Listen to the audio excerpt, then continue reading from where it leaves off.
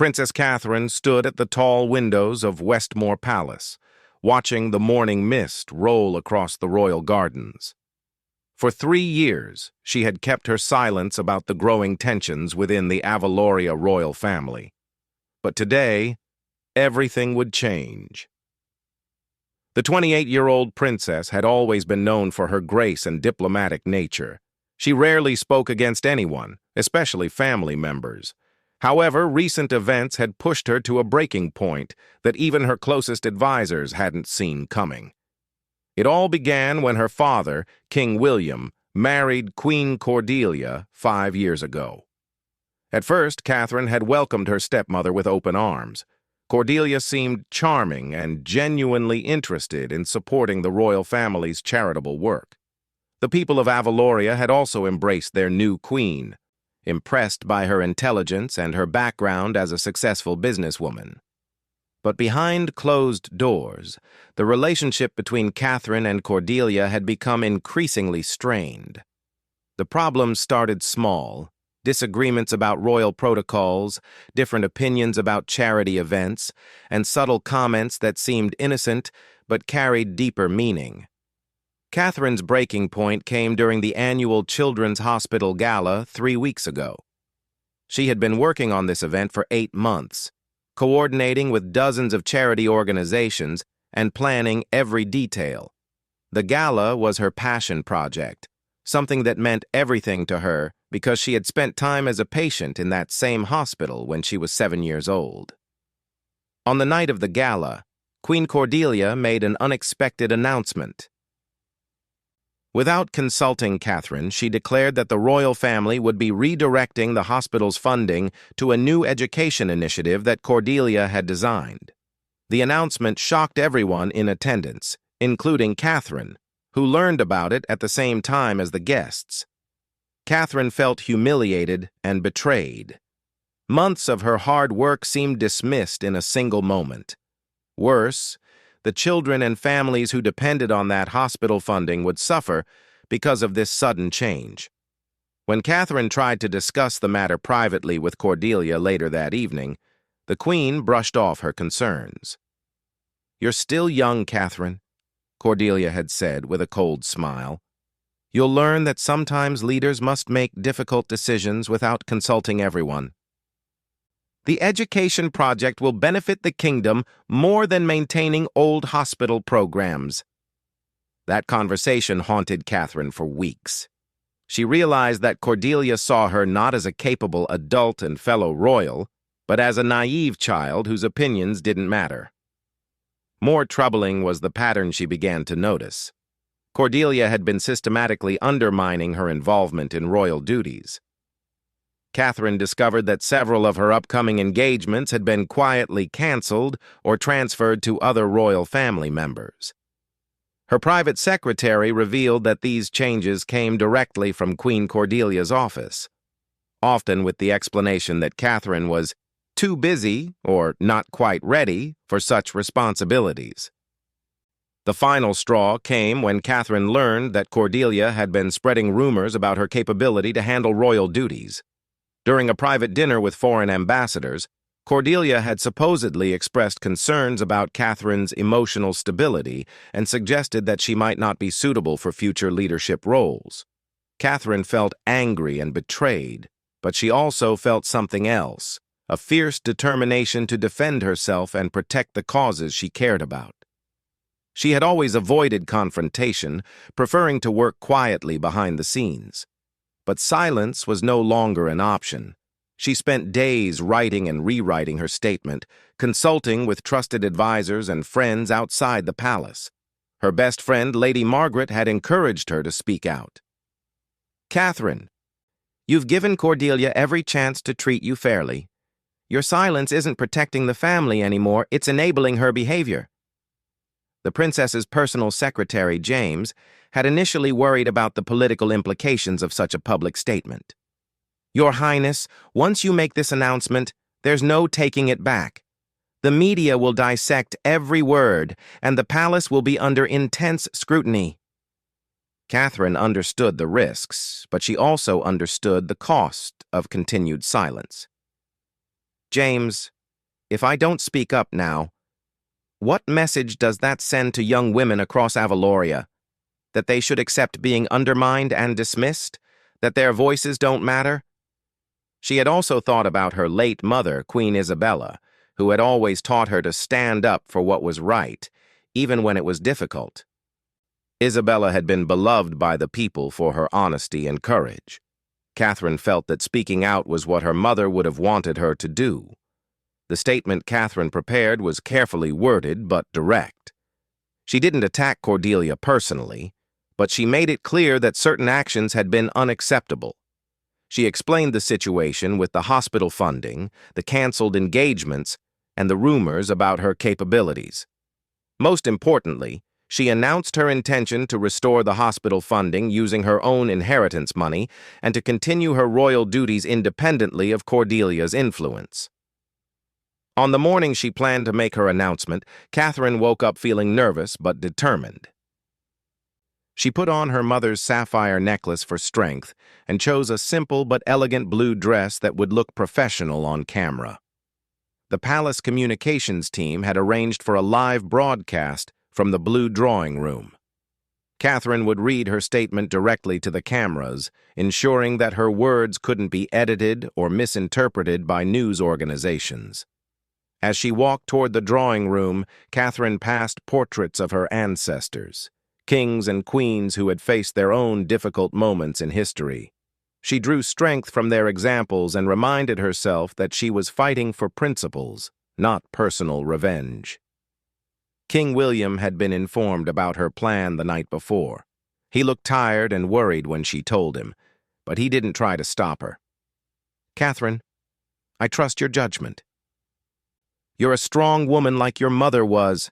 Whatever you decide to do, I'll support you." That support meant everything to Catherine.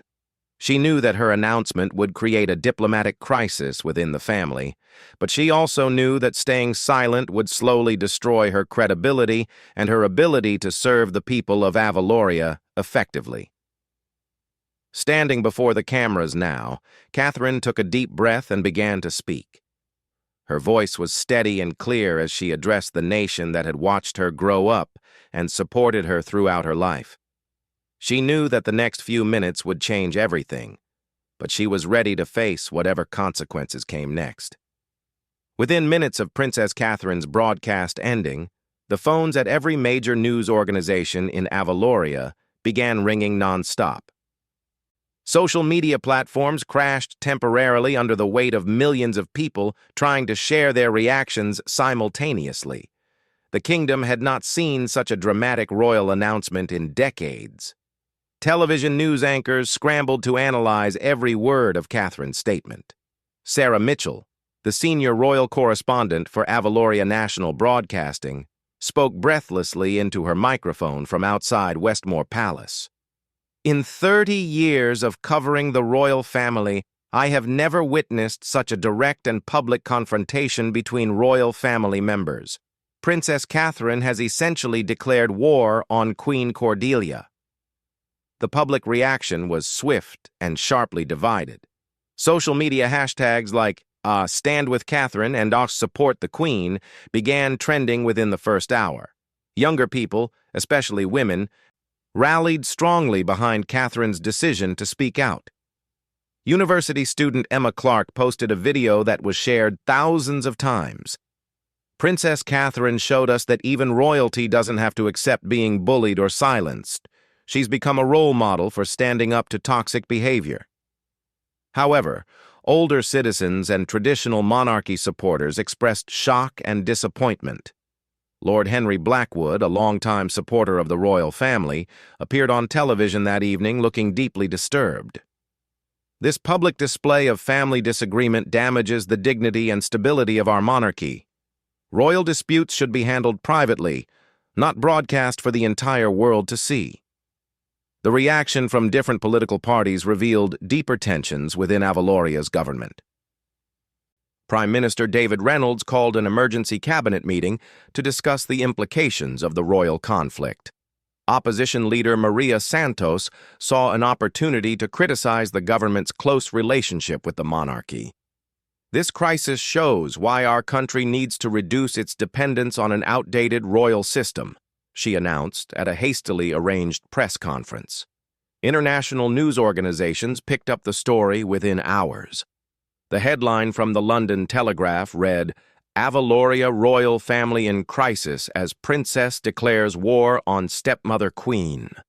American television networks led their evening broadcasts with the story, comparing it to famous royal scandals throughout history. Queen Cordelia's response came 6 hours after Catherine's broadcast. Palace officials arranged a brief statement from the Queen, delivered from her private office. Cordelia appeared calm but clearly angry as she spoke to the cameras. "I am deeply saddened by Princess Catherine's decision to make private family matters public. Her accusations are unfounded and hurtful. I have always acted in the best interests of the kingdom and its people." Cordelia's statement only intensified the controversy. Royal watchers noted that she didn't deny Catherine's specific claims about the hospital funding or the canceled engagements. Media analysts debated whether this was a strategic decision or a sign that Catherine's accusations were accurate. The children's hospital at the center of the funding dispute became an unexpected battleground for public opinion. Dr. Jennifer Walsh, the hospital's chief administrator, held a press conference that afternoon. "Princess Catherine has been one of our most dedicated supporters for years. The funding cut would have affected our ability to provide free treatments for over 500 children annually." Parents of children who had been treated at the hospital began organizing protests outside the palace gates. Mary Thompson, whose 6-year-old daughter had received life-saving surgery there, spoke emotionally to reporters. "Princess Catherine saved my daughter's life by supporting this hospital. If the Queen wants to cut funding, she should explain that decision to families like mine." The business community reacted with particular interest to Catherine's announcement that she would use her inheritance to restore the hospital funding. Financial experts calculated that this decision would cost Catherine approximately £12 million from her personal fortune. Business leader Robert Stone praised her commitment. "Princess Catherine is putting her money where her mouth is. That kind of personal sacrifice commands respect." However, some questioned whether Catherine's financial gesture was appropriate for a royal family member. Constitutional expert Professor Diana Wells appeared on multiple news programs warning about the precedent this might set. If royal family members begin using their personal wealth to override official decisions, it could create serious constitutional problems. The international royal community watched the crisis with fascination and concern. European monarchies had experienced their own scandals, but few involved such direct public confrontation between family members. Royal expert Antoine Dubois from France commented, "Princess Catherine has essentially used modern media techniques to challenge traditional royal hierarchy. This could influence how other young royals handle family conflicts."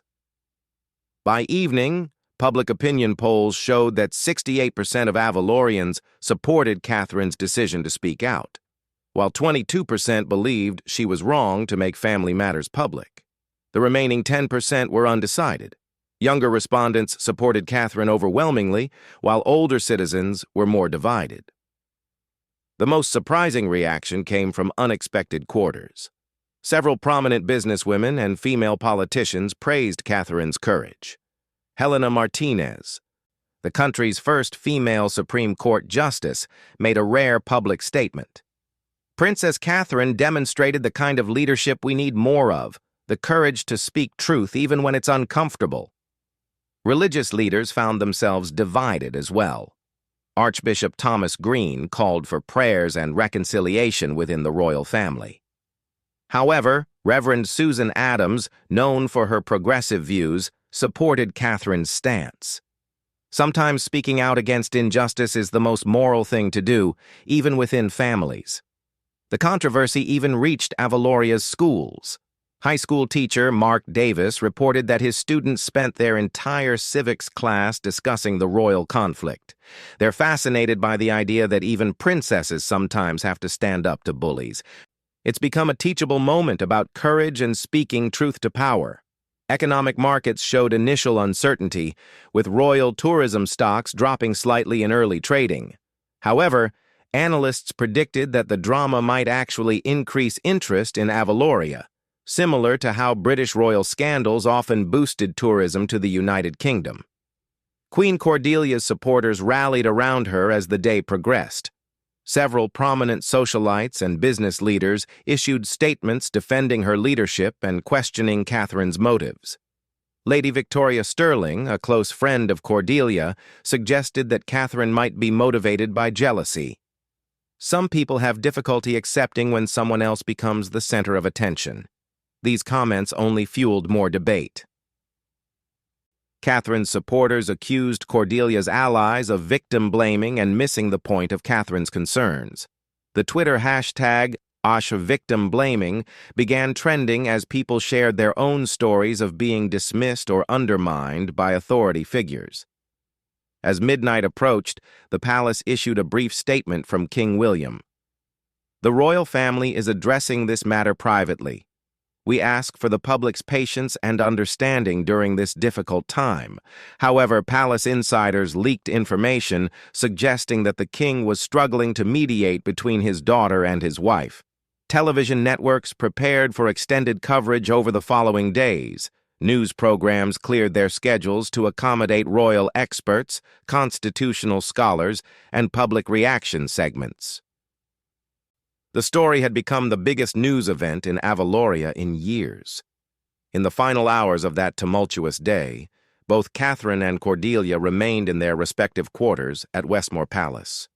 Neither had been seen in public since their statements, but palace staff reported that emergency meetings were being held throughout the building. The kingdom went to sleep that night, knowing that their royal family was in crisis and uncertain about what the next day would bring. Social media continued buzzing through the night as people from around the world shared their opinions about the dramatic confrontation they had witnessed. 3 weeks after Princess Catherine's explosive announcement, the Kingdom of Avaloria was still processing the dramatic changes that had swept through the royal family. What began as a personal confrontation had evolved into a broader transformation of how the monarchy operated and connected with its people. The turning point came unexpectedly on a quiet Tuesday morning. King William announced that he would be hosting a live television special called A Royal Conversation, where Catherine, Cordelia, and he would discuss the recent events openly with the nation. Royal experts were stunned by this unprecedented decision to air family discussions publicly. The broadcast took place in the palace's informal garden room, with comfortable chairs arranged in a triangle rather than the formal throne room setting that might have been expected. King William looked older than his 55 years, but determined as he opened the conversation. "My fellow Avalorians," he began, "the events of recent weeks have shown us that our royal family faces the same challenges that many families experience: misunderstandings, different perspectives, and the difficulty of blending families together. Rather than hide behind palace walls, we want to share our journey toward understanding with you." Catherine appeared composed but emotional as she spoke first. She had spent the previous weeks working closely with mediators and family counselors, something that surprised many people who thought royal families were above such ordinary solutions.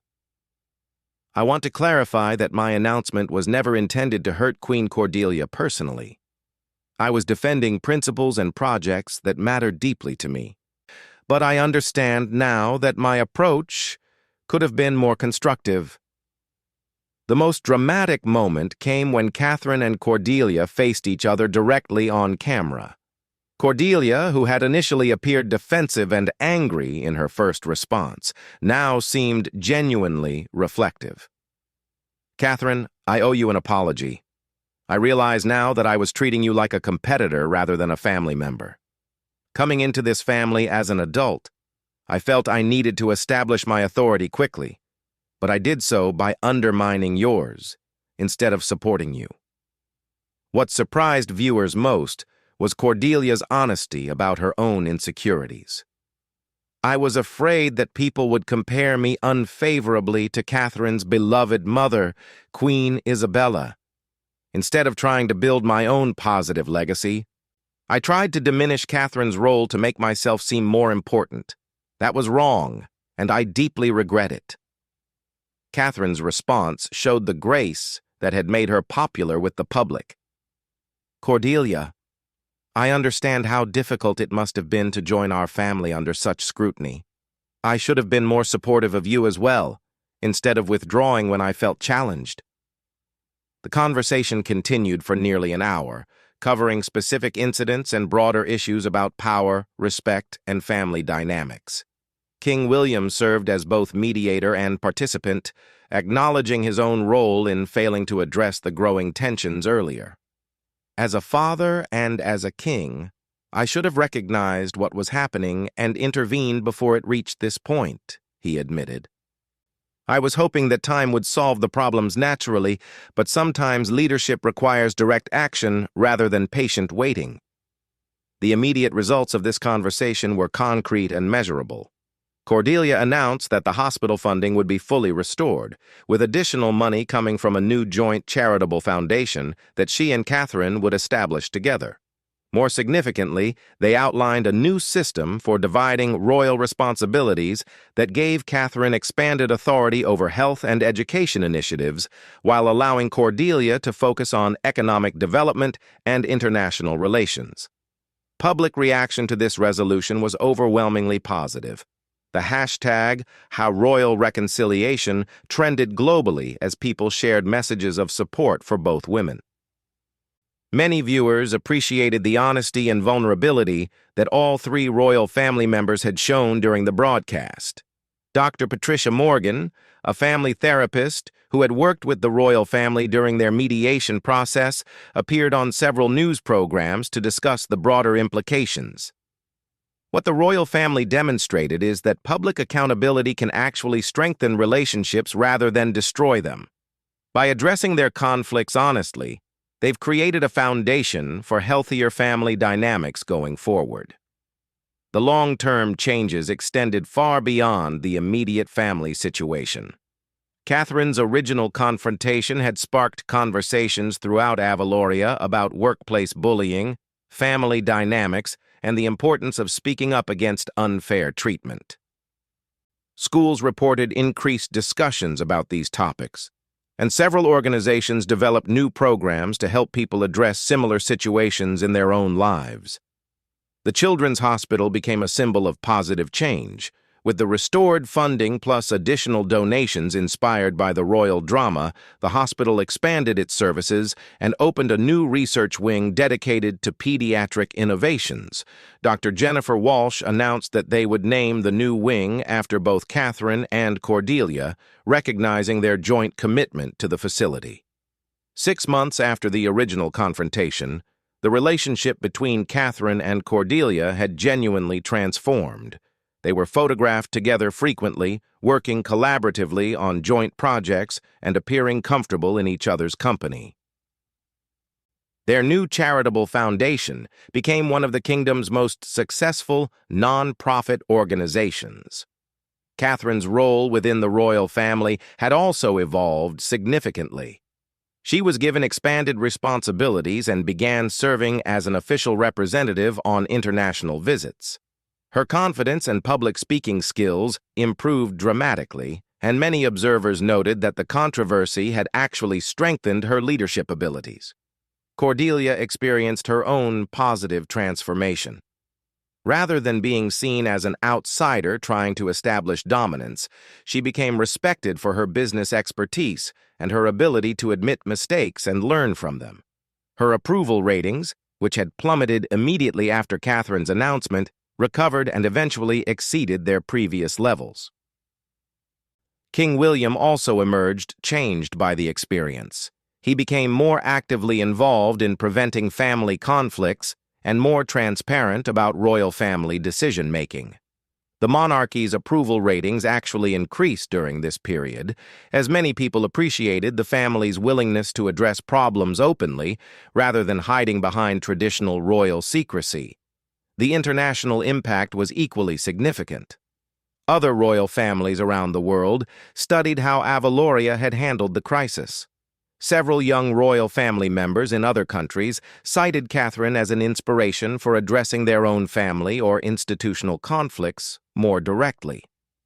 1 year after the original announcement, Catherine was invited to speak at a leadership conference for young women. Her speech, titled "Finding Your Voice in Difficult Situations," drew standing ovations and was viewed millions of times online. She had become an unexpected role model for courage and authentic leadership. "Speaking up was the most difficult thing I had ever done," she told the audience. "But staying silent would have been a betrayal of my values and the people who depend on the royal family to advocate for them. Sometimes the most caring thing you can do for your family is to challenge behaviors that hurt everyone involved." Cordelia also found new purpose in her role. She established mentorship programs for women entering leadership positions and became known for her direct, honest communication style. The woman who had once been seen as cold and calculating became respected for her authenticity and her commitment to personal growth. The royal family's Christmas message that year reflected their journey throughout the crisis. Standing together in front of the restored Children's Hospital, Catherine, Cordelia, and King William addressed the nation as a unified but changed family. "This year has taught us that families grow stronger not by avoiding difficult conversations, but by having them with love and respect," King William said. "We are grateful for your patience and support as we learned these lessons together."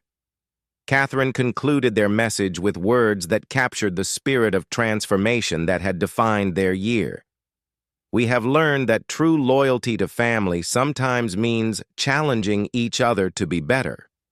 We have also learned that admitting mistakes and working to correct them is not a sign of weakness, but of strength."